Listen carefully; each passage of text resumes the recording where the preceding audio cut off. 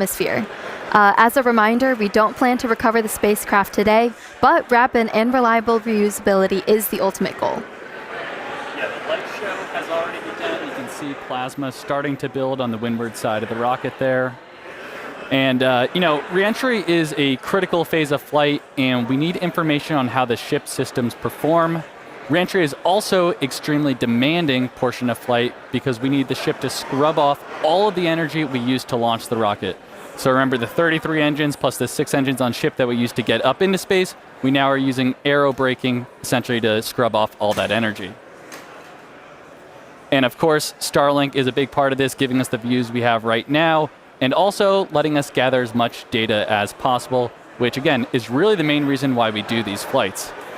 And the view we have right now is actually a really good example. As we mentioned at the beginning of the broadcast, we have some tiles on the leeward side of the flaps here, and we have some different mechanisms, some stud out, basically to see if these tiles will hang on. And you know, we can see already here, it looks like we kept most of them, but I think I see a couple there that are no longer there, so the thermal team is definitely going to be digging into that and taking that data to help us iterate on V3. So yeah, Starlink provides us with one more path to collect data and help us rapidly iterate Starship's design. And if the ship does manage to make it all the way to reentry, we'll collect valuable data on the spacecraft flying through the Earth's atmosphere at hypersonic speeds, or more than 5 times the speed of sound. Reentry is typically a portion of flight where we don't have communications with spacecraft because it's re-entering at or around orbital velocity, which is roughly 8 kilometers per second or 5 miles per second. At those insanely high speeds, the spacecraft moving through the atmosphere creates a plasma field around the vehicle. Yeah, and that blanket of plasma distorts communication frequencies, so it's not uncommon to experience brief blackouts in communication. All right, so big picture here, Starship is designed to land on Mars where there are no runways or other humans to help out.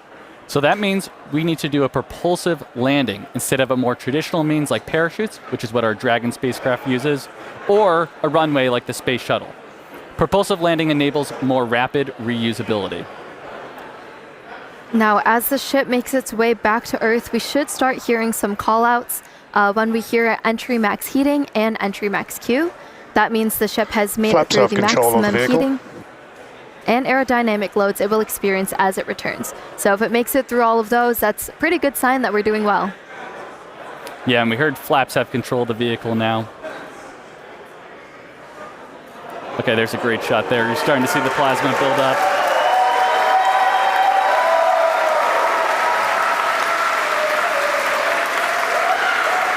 So we will hear a call out when the ship is transonic and then subsonic. Transonic refers to the period of flight where the velocities of airflows surrounding and flowing past the vehicle are concurrently below, at, and above the speed of sound, somewhere in the range of Mach 0.8 to 1.2. All right, a lot of numbers coming up here, but for reference, commercial jets have a range of cruising speeds, but most fly around Mach 0.74 to Mach 0.85, which is 480 to 575 miles per hour, or 770 to 930 kilometers per hour. Right now, we're going a little over 26,000 kilometers per hour. So compare that to the airplane at 930, it's like pretty crazy how fast we're going here. All right, and after we hear the call out that Starship is transonic, we should hear the call out that Starship is subsonic. Subsonic, of course, refers to the speed that is much less than the speed of sound. So at that point, the ship's velocity will be starting to slow down, and we'll be looking a little bit more like some of our suborbital flights from, at this point, almost 5 years ago.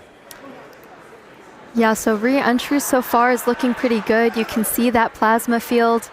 Also, again, with those missing tile experiments, especially, we're putting the ship through a lot today, but things are looking pretty good so far. Yeah, we're looking good. I do want to remind people that we are pushing ship to the limits. We've done a lot of these missing tile tests. We did it back on Flight 10. Every time we do it, we throw something new and the ship makes it through. This time, we're really pushing it. We've removed these tiles in some of the spots that see the highest level of heating. And we remove tiles that have zero backup protection underneath. So there's essentially just bare steel. It's plasma in the heat of reentry. And so do not be surprised if this is not a very smooth flight on the way down. But again, this is intentional. We are trying to find what are the limits for a ship. How resilient are we to these different issues that could pop up? If we lose a tile anywhere in the vehicle, we want to know what that ultimate impact is going to be. So we've got a couple missing. We had a bunch pulled over the primary fuel, the LOX tanks, everything. This one, we've got a tile missing right on top. So that's going to see some of the highest temperatures during this reentry, and there's just bare steel right underneath it. So we're going to see if StarShip's robust enough to pull through that. Also have some tiles missing around the aft flaps, specifically on the leading edge. So again, we're getting a really good look right at the leading edge. That's getting really intense heating. So again, gonna see if it can make it through. See if all the flaps hold on, see if StarShip holds together. But definitely could be a bumpy ride, but this is why we're flying. This is why we're flying in this part of the world. This is why we're putting StarShip through these flight tests to really understand what its limits are. So we can then move on to the next thing, which is gonna be bringing ships back to the launch site for a catch. But for now, still on this suborbital, the light show continuing. Keep following in. I think we got about 15 minutes until splashdown. Yeah, Dan, it looks, you can see our speed our speed indicator in the bottom left there. It looks like we're starting to scrub off velocity a little bit quicker. Ship is entering the peak heating phase of flight.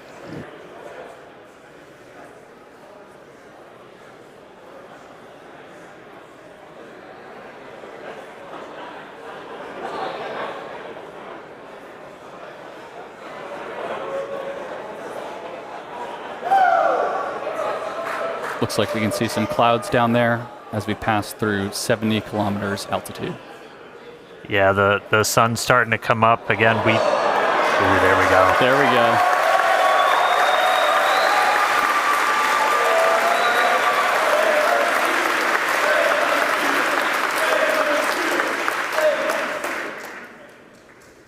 Skirt is intact so far this time. If you watched Flight 10, you saw we entered with a little bit missing.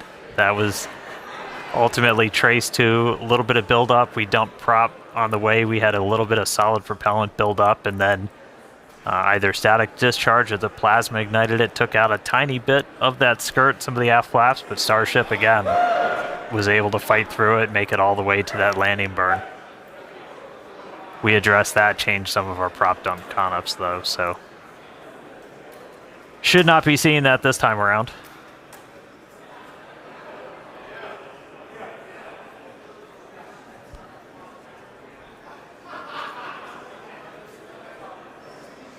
And as a reminder, in addition to these missing tile tests, we're doing kind of a unique flight on the way in. It's going to do what we call a banking maneuver. So while we're still going supersonic and even hypersonic, we're doing kind of a banking turn. And then we'll do a pretty aggressive turn right as we get into the subsonic and start doing our belly flop. And that's designed to essentially be the approach that we would do on a return to launch site and a tower catch. So don't be surprised if we see the ship start to turn and make a few maneuvers as it makes its way down to the Indian. And fun fact, even though we're doing all this turning, we're essentially targeting the exact same spot in the Indian Ocean we went to last time.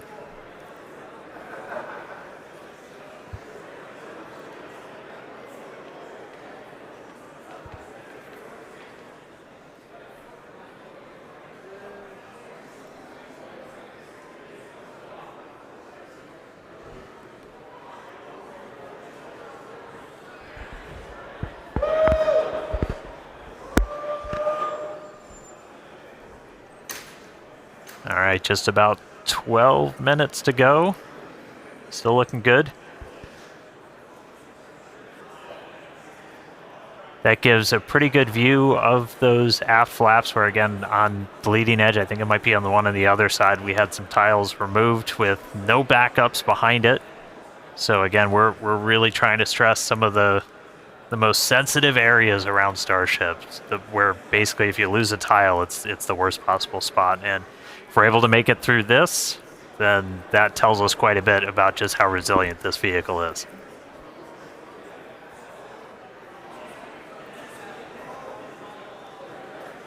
Yeah, and that shot we just had earlier was looking at what we call the business end of StarShip with all the Raptor engines. And those are the engines that we're going to be expecting to light for that flip and landing burn, hopefully in about 10 minutes once we get through reentry. Yeah, there we go.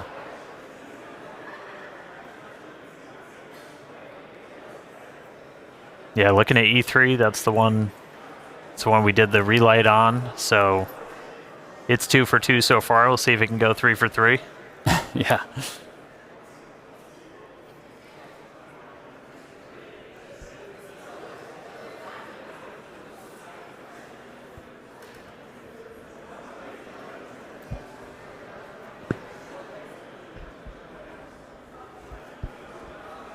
All right, we can see that speed just continue to bleed off under 20,000 kilometers an hour.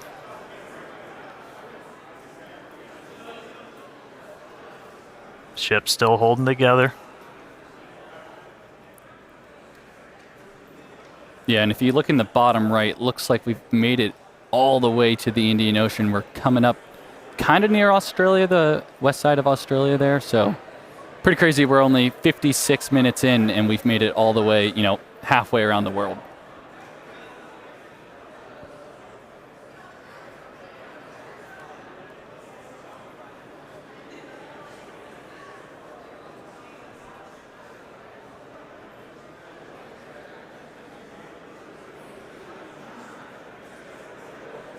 It's actually a good demonstration of a future capability we hope to have on StarShip, where we will do point-to-point transport on Earth. So essentially travel anywhere in the world in about an hour or so, which is, you know, going to be pretty crazy. Imagine going from New York to Sydney in 1 hour instead of the, you know, 20 hours it takes currently.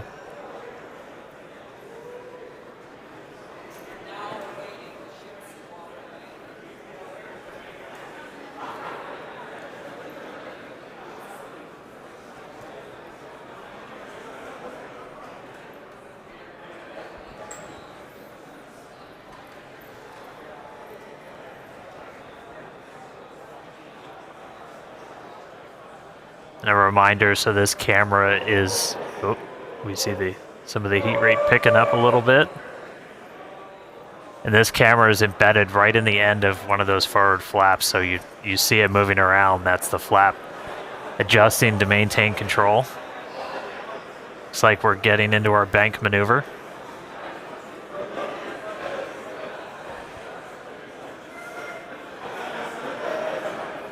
Now power sliding through the atmosphere. External temperatures are coming down.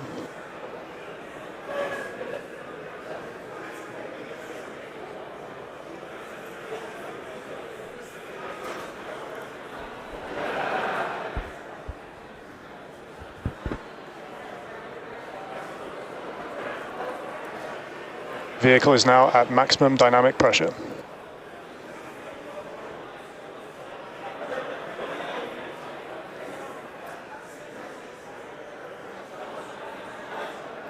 All right, that was basically our reverse max Q, so most aerodynamic stress that it's going to see during reentry, we just passed through it. So we're past that, we're past peak heating. Ship's still holding together. So we're currently in this bank maneuver. We're gonna see it kind of roll over and do a pretty significant shift as we get down closer to the subsonic speeds.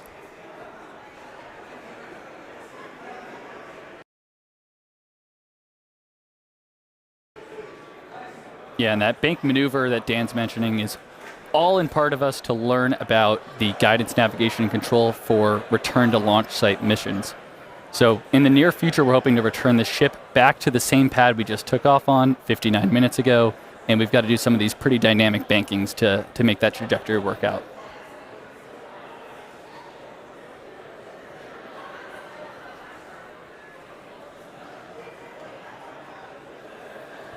All right, the light show kind of calming down as we're starting to move into the lower parts of the atmosphere. We should hit transonic, so hitting that transition between moving faster than the speed of sound and below the speed of sound in just about 3.5 minutes.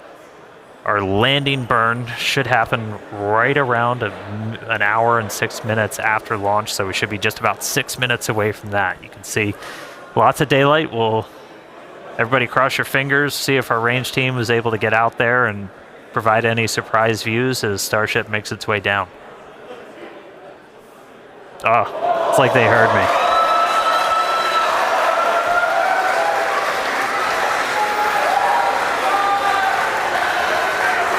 Ready and waiting, let's go.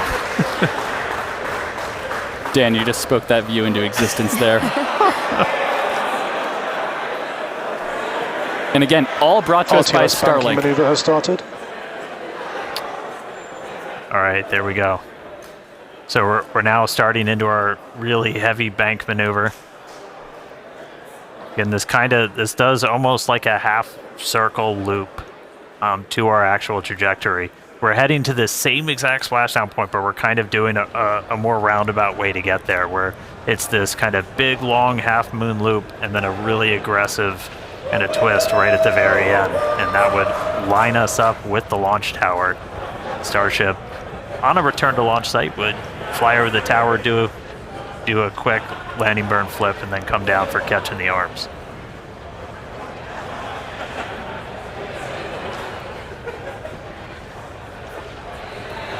How about that S38 decal there, staying strong on that view we just had?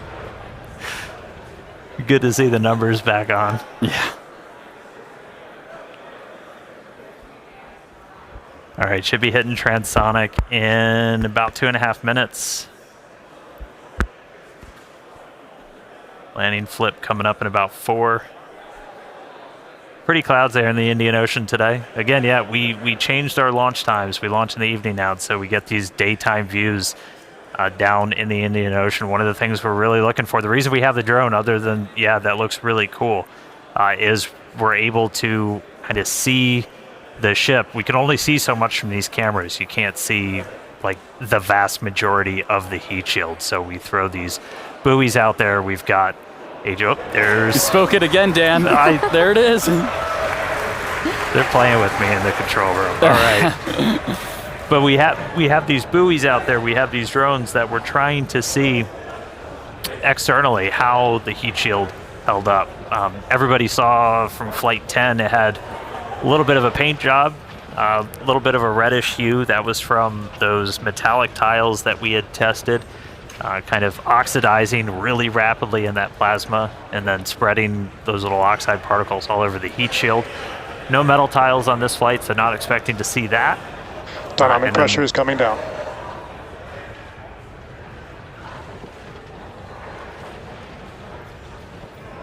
Hope nobody gets seasick. All right, coming up on transonic shortly. About 2.5 minutes of landing burn. Yeah, and once we get to around the 15-kilometer altitude mark, that's where we have a lot of flight history. StarShip is transonic, starting the belly flop phase of flight. Yep, that belly flop phase that we perfected in the suborbital campaigns, we're entering that now.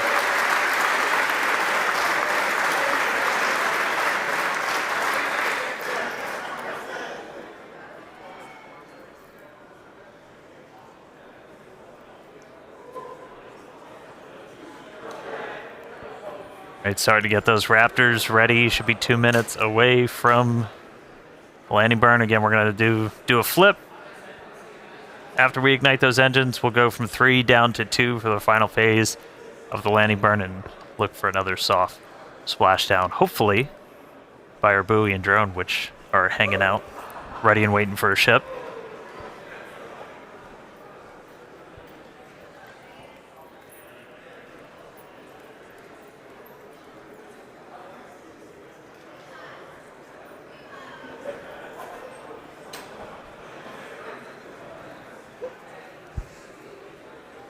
Seeing all 3 center engines have entered the chill phase.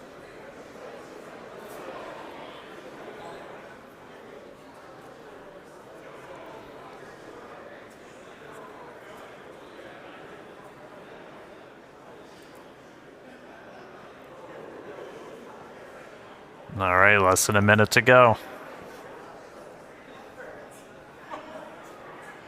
The ship is making its turn for final approach.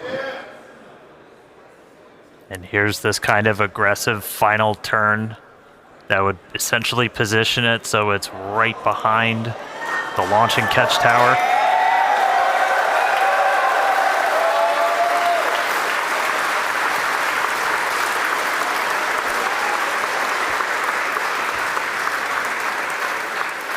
Flaps holding strong. Landing burn in just under 20 seconds.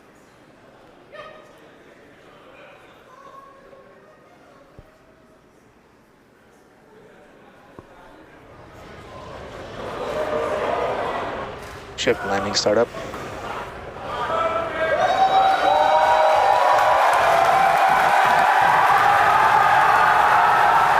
There's our landing burn.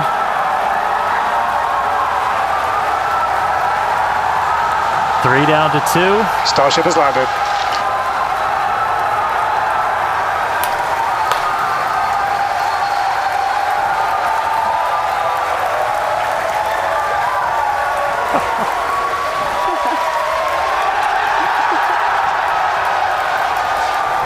As we said, we're not planning on recovering the ship today. Hey, welcome back to Earth, Starship.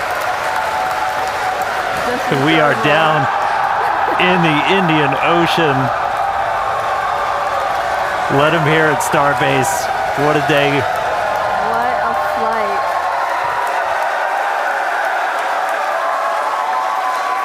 Oh.